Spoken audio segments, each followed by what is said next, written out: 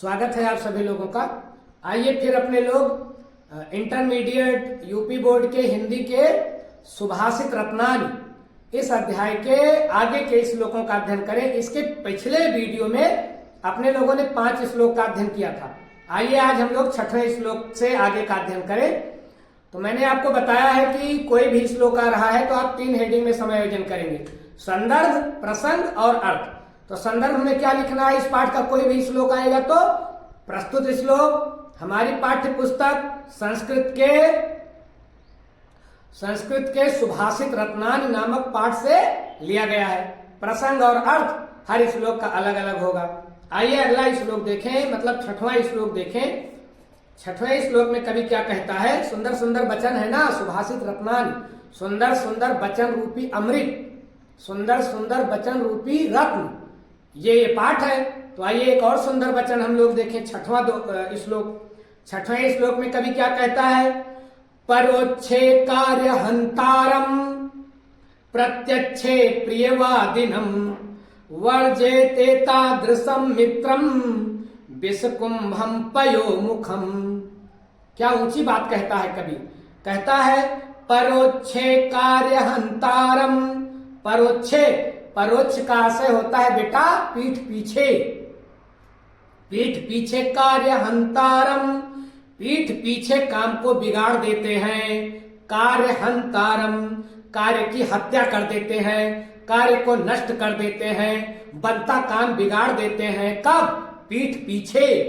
परोक्षे कार्य हंतारम, पीठ पीछे काम को बिगाड़ देते हैं, सत्यानाश कर देते हैं। और प्रत्यक्षे प्रियवादिनम, प्रत्यक्षे लेकिन सामने, प्रियवादिनम मीठा मीठा बोलते हैं। कुछ लोग ऐसे होते हैं दुनिया में कि अपने लोगों के सामने तो बहुत मीठा मीठा बोलेंगे, लेकिन पीछे कार्य हंतारम, अपने लोगों का काम कैसे बिगड़ जाए इसी उधेड़ बुन में लगे रहते हैं। ऐसे लोगों से सावधान, ऐसे लोगों से सावधान। मुंह में राम बगल में छुरी, ऐसे लोगों से सावधान।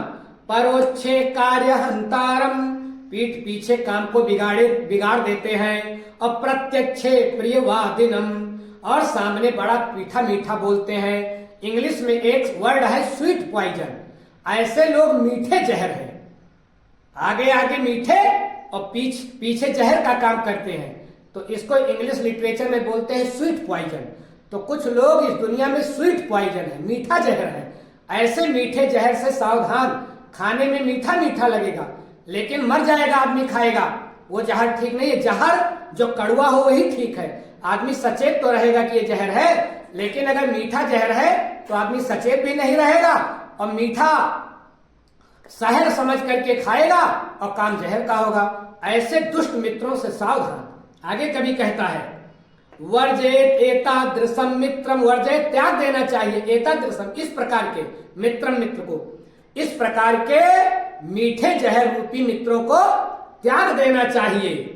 विषकुंभम पयो मुखम, क्योंकि ऐसे मित्र विषकुंभम, ये जहर के कुंभ हैं, जहर के घड़े हैं। और पयो मुखम, ये ऐसे घड़े हैं कि जिसमें जहर ही जहर भरा है। लेकिन पयो मुखम, लेकिन घड़े के मुंह पर क्या लगा है, घड़े के पैमाने दूध। तो ऐसा जहर का घड़ा है ये दोस्त कि मुख पर तो लगा है दूध लेकिन अंदर भरा है जहर। तो मुख से बोलते हैं मीठा मीठा लेकिन अंदर जहर भरा है। तो सामने तो मीठा मीठा बोलते हैं लेकिन पीठ पीछे काम बिगाड़ने का काम करते हैं। इस प्रकार के मित्रों को त्याग ही देना चाहिए, क्योंकि ऐसे मित्र उस कुंभ के समान है, उस घड़े के समान है जिनके अंदर तो जहर भरा है लेकिन जिनके मुख पर दूध लगा हुआ है। तो ऐसे लोगों से सावधान रहना चाहिए। बड़ा ही प्यारा श्लोक। इसके प्रसंग में अपने लोग क्या लिखेंगे, इसके प्रसंग में अपने लोग लिखेंगे कि इस श्लोक में बताया गया है कि मित्र कैसा होना चाहिए, कैसा मित्र होना चाहिए, या चापलूस मित्रों से सावधान किया गया है। इस श्लोक में चापलूस, मुंह पर चापलूसी करने वाले मित्रों से सावधान किया गया है। ये इसका प्रसंग हो गया। आइए अगला श्लोक देखें। अगले श्लोक में कवि क्या कहता है, उदेत सविता ताम्रस्त ताम्र एव अस्तमेति च उदेत सविता ताम्रस ताम्रेव अस्तमेति च संपत्तौ च विपत्तौ च महतामेक रूपता संपत्तौ च विपत्तौ च महतामेक रूपता। आइए पहले अर्थ देख ले, फिर प्रसंग हम लोग देखेंगे। अर्थ क्या है? उदयति सविता, सविता माने भगवान भास्कर सूर्य।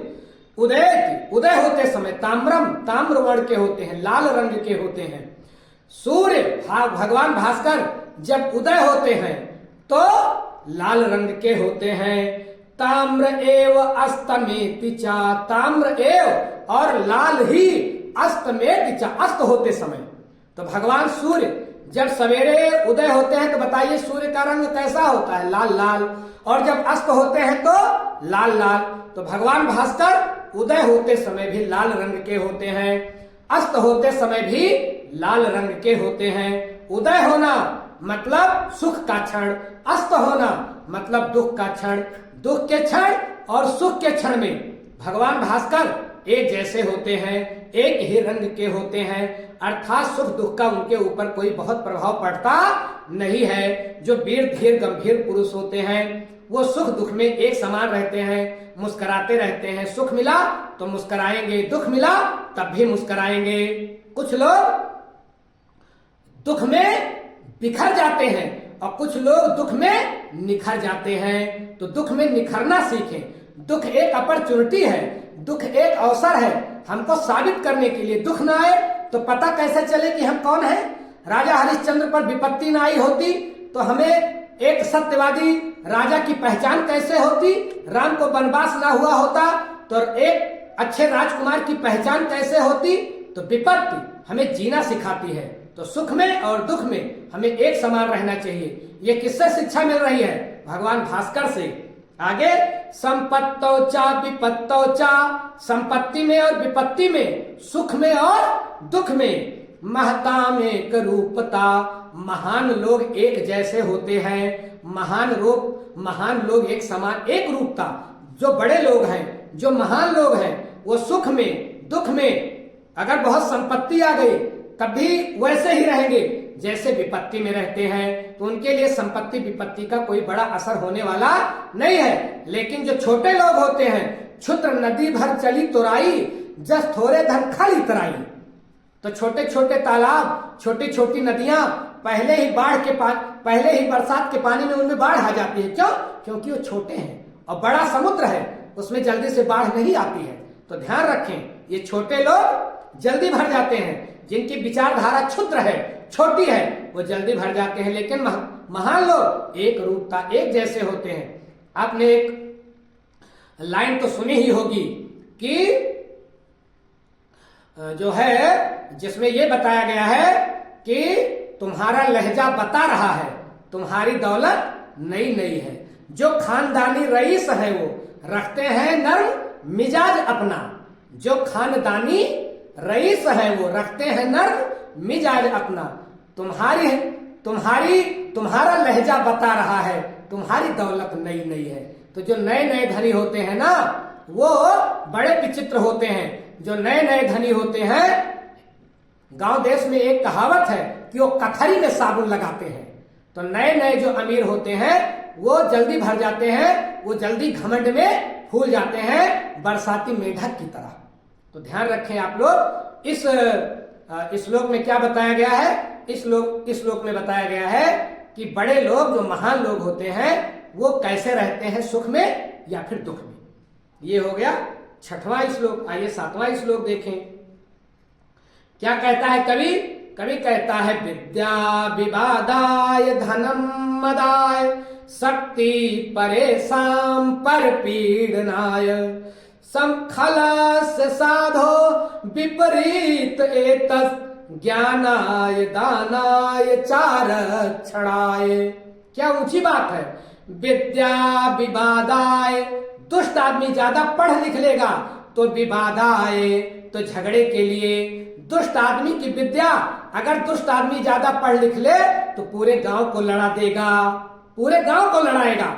4 पीढ़ी पहले का झगड़ा समझा देगा कि ये तुम्हारे बाबा की जमीन थी जो तुम्हारा पट्टीदार कब्जा किए हुए है। 4 पीढ़ी पहले का झगड़ा लाकर खड़ा कर देगा। विद्या विवादाय, ऐसे लोग पढ़ लिख ले तो फिर विवाद आए, ये विवाद के लिए होंगे।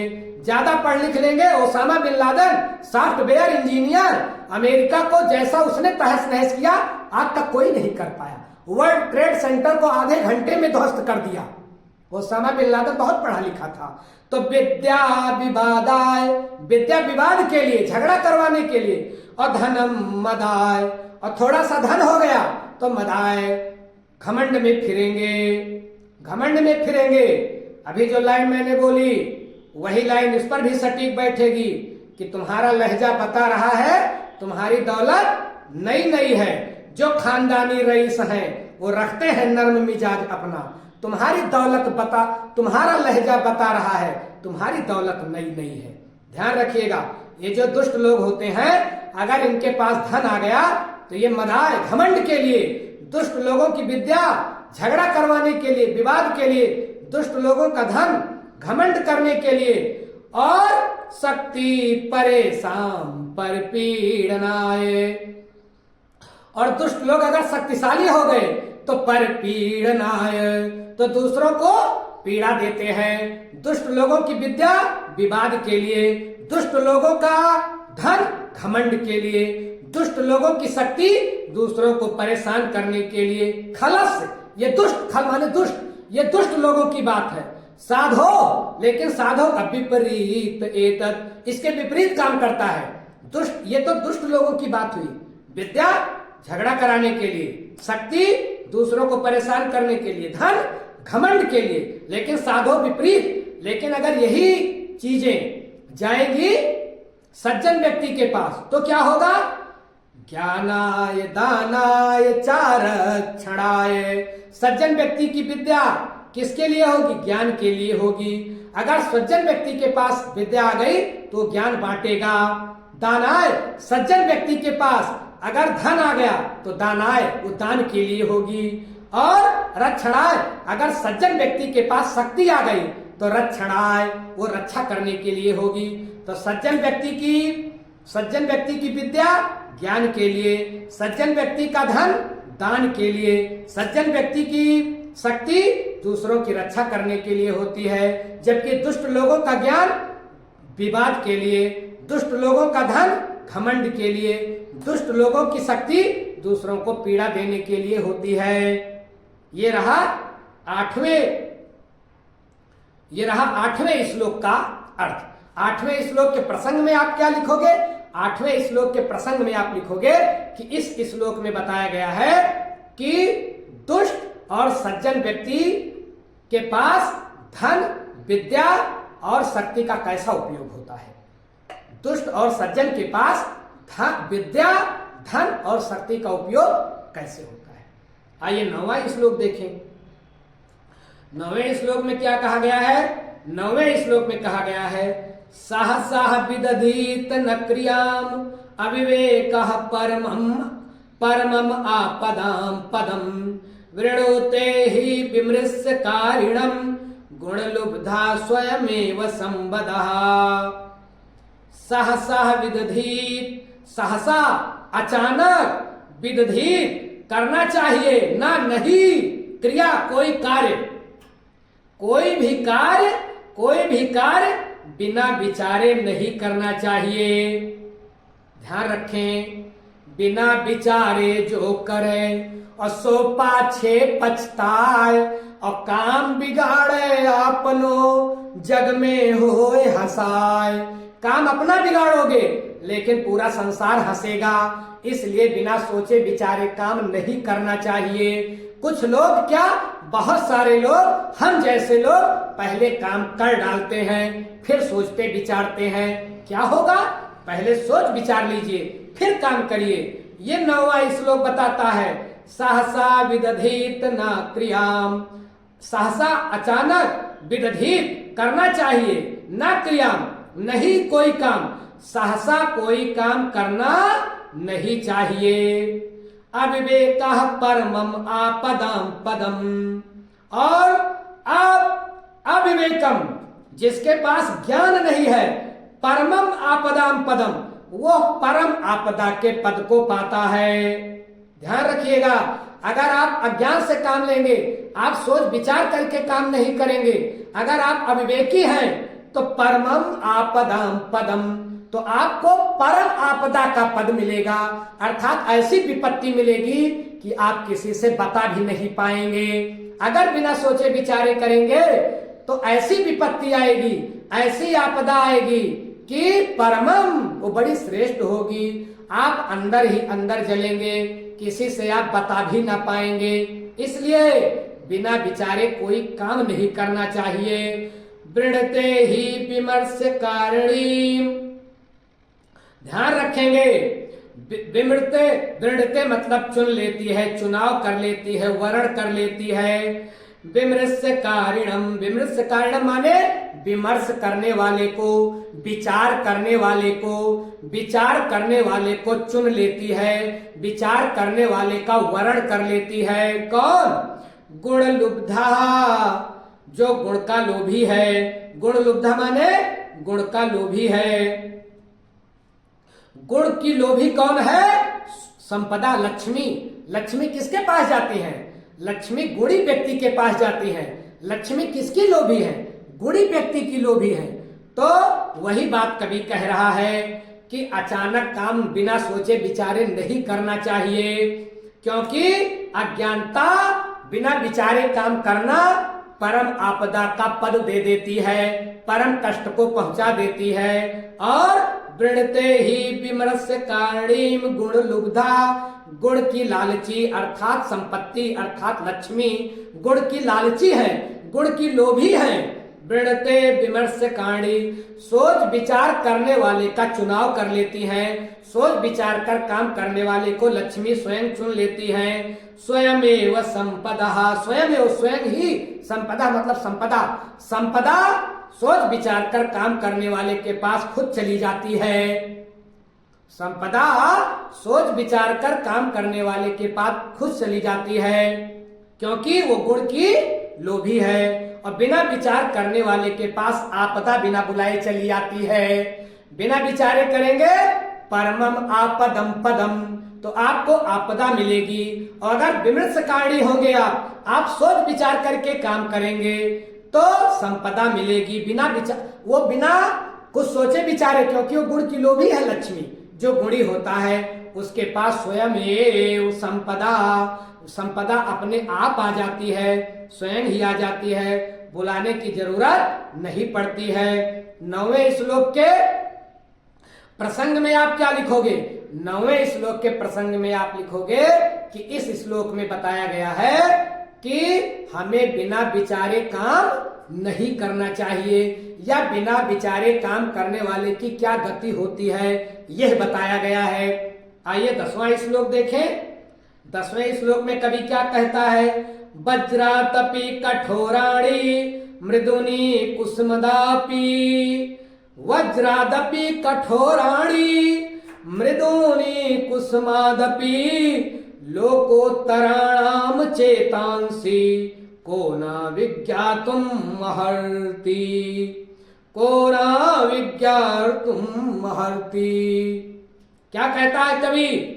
वज्रातपि कठोराणि, वज्रात अपि, वज्र से भी, कठोराणि कठोर, मृदून कुसुमादपि, और कुसुम, कुसुम का मतलब फूल, फूल अप माने भी, मृदु माने कोमल। वज्र से ज्यादा कठोर, पत्थर से ज्यादा कठोर और फूल से ज्यादा कोमल। लोग कौन हो? लोग होते हैं महान लोग, जो बड़े लोग होते हैं वो वज्र से ज्यादा कठोर और फूल से ज्यादा कोमल होते हैं। उनके हृदय की गति कौन जान सकता है? राम जी कितने कोमल हैं, अति कोमल रघुवीर स्वभाव, बड़े कोमल हैं लेकिन बड़े कठोर भी हैं। जन्म जन्म मुनि जतन कराही, अंत राम कही आवत नाही। तो जन्मों जन्मों तक नहीं मिलते, लेकिन वही एक पल में मिल जाते हैं। तो बड़े लोग, महान लोग बहुत फूल से ज्यादा कोमल और वज्र से ज्यादा कठोर।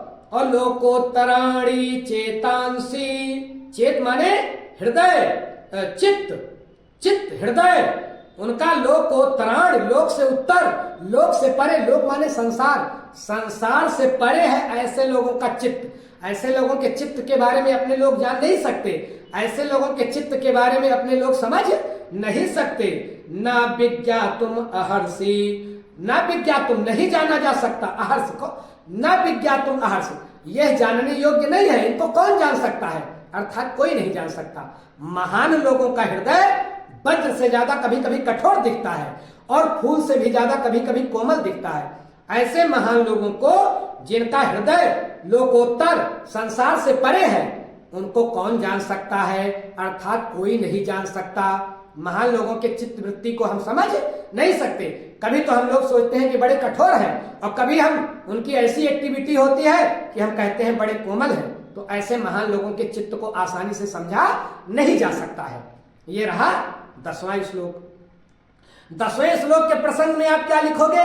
10वें श्लोक के प्रसंग में आप लिखोगे कि प्रस्तुत श्लोक में यह बताया गया है कि महान लोगों का चित्त कैसा होता है, महान लोगों का हृदय कैसा होता है, महान लोगों के हृदय के बारे में बताया गया है। शेष जो श्लोक है वो हम लोग नेक्स्ट वीडियो में पढ़ लेंगे।